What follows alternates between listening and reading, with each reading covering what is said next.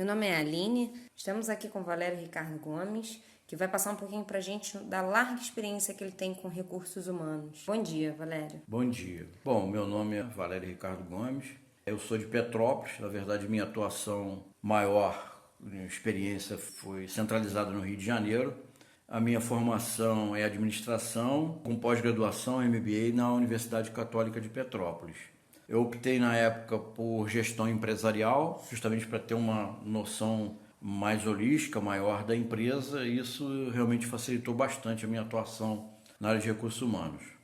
Minha carreira eu iniciei em Petrópolis, trabalhei em algumas empresas lá, e depois eu fui para a Petroflex, que na época era uma empresa estatal do grupo Petrobras, e foi privatizada em 1992. Então eu tive essa experiência de empresa estatal e empresa privada, podendo comparar a atuação nas duas.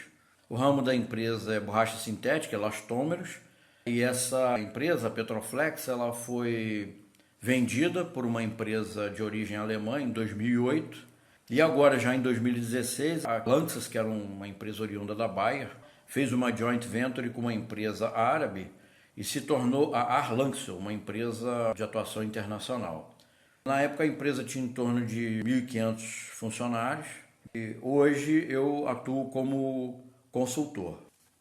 Valério, na sua carreira você participou de um programa de treinamento interno para supervisores e gerentes. Poderia nos dar uma breve descrição desse programa? A empresa tinha um programa que gerava bastante resultados, que era treinar pessoal da linha com potencial para a gerência. Esse potencial era identificado pelas próprias chefias, os coordenadores, e você era indicado para esse programa, esse curso de desenvolvimento. Era um curso que nós mesmos montamos e ele tinha um prazo de um mês, então durante um mês você ficava fora do teu local de trabalho, só frequentando aulas desse curso. O curso tinha professores de primeira linha voltados exclusivamente para esse programa para formar futuros gerentes. Então isso foi feito até uns 10 anos antes de eu me tornar gerente. Esse especificamente, ele era realizado no centro de treinamento dentro da própria empresa, nas instalações da empresa. Mas a nossa experiência demonstrou que muitas vezes as pessoas eram muito interrompidas. Então os treinamentos passaram a ser feitos em hotéis,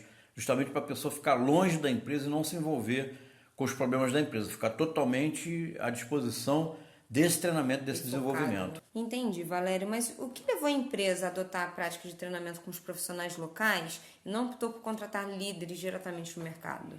A empresa sempre teve como base, como estratégia e como foco desenvolver os seus próprios empregados, ou seja, permitir a eles fazerem suas carreiras, por várias questões. E tem questões de custo, também comprometimento, adaptação do profissional e da família em locais. Observamos também que gera um maior comprometimento quando você faz isso. E a questão de você desenvolver os profissionais dentro da empresa, por questões de oportunidades, nós observamos que isso motiva muito mais o funcionário. E o fato dele conhecer a empresa já traz um ganho grande para a empresa. Então, contratar pessoas externas só em casos muito específicos mesmo. Agora, você experimentou algum tipo de choque cultural que trouxe adversidades para a execução desse programa ou para outra área da organização?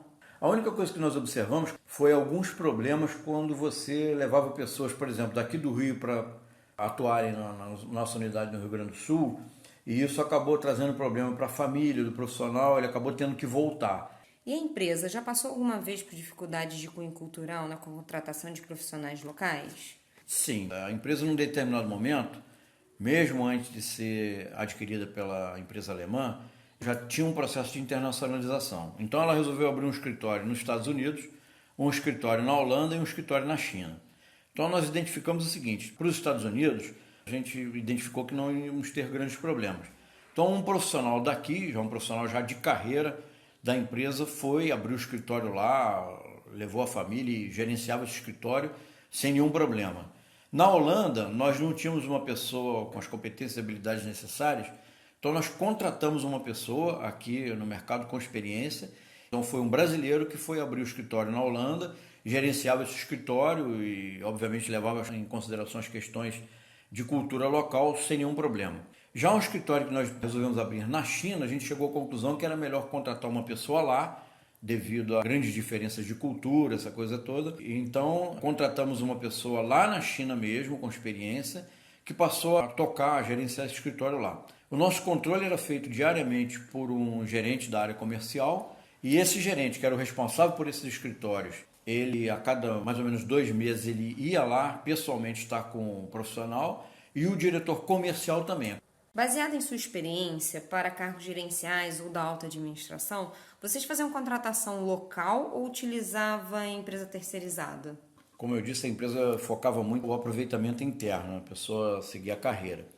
E vamos dizer assim, o que a gente tem para relatar em termos de contratação que nós chegamos a fazer, por exemplo, a alta administração, contratando headhunter, nossa experiência não foi muito boa, não. Nós tivemos um caso de um diretor que causou sérios problemas em pouco tempo e veio através de headhunter. Porque o headhunter, por mais que ele seja especializado, ele não conhece a especificidade da empresa. No caso gerencial, nós buscávamos profissionais internos. Tanto que, por exemplo, hoje eles identificaram uma pessoa que começou trabalhando na área industrial, veio para a área administrativa, chegou a ocupar o cargo de gerente financeiro, e a empresa identificou ele como um grande potencial para ser o CFO aqui no Brasil da empresa. Ele foi para a Alemanha, sofreu um treinamento lá, passou 2 anos lá, já retornou ao Brasil e vai ser o CFO da empresa.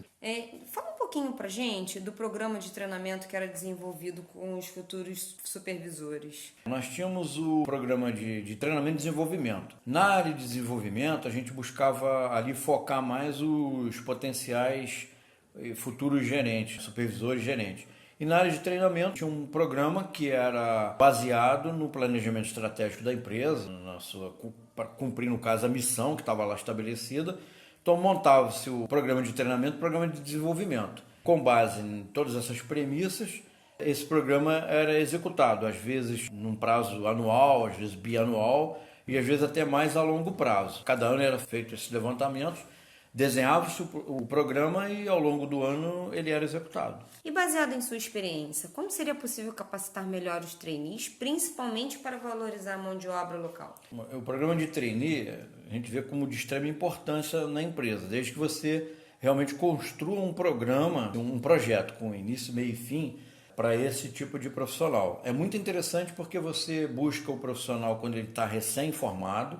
Então ele vem com uma gama de informação oxigenando a mão de obra da empresa, e também, como ele está começando a sua carreira, ele passa a ter mais disponibilidade também até para você transferir ele para outras localidades. Agora, na nossa experiência, por exemplo, a gente, como tinha uma unidade no Rio de Janeiro, uma unidade no sul do país e uma unidade no Nordeste, a gente convivia e conseguia diferenciar as características dessa questão cultural local. Por exemplo, na nossa unidade do Rio Grande do Sul, a gente observava que o comprometimento estava em primeiro plano, então a gente não tinha grandes problemas com isso, tanto que muitos profissionais que saíram de lá hoje ocupam posições em destaque nas outras unidades. Por exemplo, o gerente da nossa fábrica lá de Pernambuco, ele é do Sul. Agora, onde a gente observava maiores problemas assim de formação e competência e habilidades em termos profissionais, era lá em Pernambuco. Então, um programa de trainee, por exemplo, formar um trainee no Sul, formar um trainee aqui no Rio de Janeiro, e ele ter mais possibilidade de ser transferido, por exemplo, para a unidade do Nordeste sem maiores problemas. E, obviamente, ele vai também estar capacitando pessoas lá no local e até, de alguma forma, tentando gerar uma melhoria no ensino local, de forma que você possa passar a aproveitar mais os profissionais no próprio local. Mas aí vai ter que ter uma interação grande entre a empresa e as universidades locais. Essa que é foi a nossa experiência nesses casos. Outro aspecto importante que a gente sempre buscou aproximação com as universidades. Aqui no Rio de Janeiro, por exemplo, a gente tinha sempre uma aproximação muito grande com a UFRJ, por exemplo. E em questões ambientais, quando nós implantamos, nossa unidade do Rio Grande do Sul foi a pioneira em certificação ambiental na área petroquímica no Brasil. E a gente buscava experiência na universidade. Então, com essa aproximação, não só a universidade ganhava, como a empresa ganhava. Coisa que a gente procura, então, fazer também, por exemplo, lá em Pernambuco, onde a gente nota os maiores gaps de competência. Levar profissionais daqui, eles podem também contribuir nessa aproximação com a universidade local lá e levar conhecimento para a universidade, e a universidade disseminar esse conhecimento em termos locais. Muito esclarecedoras as questões levantadas. Eu queria te agradecer a sua disponibilidade em dividir conosco a sua larga experiência. E essas informações elas foram muito importantes e ajudarão na formação e implementação do nosso processo de aprendizagem organizacional.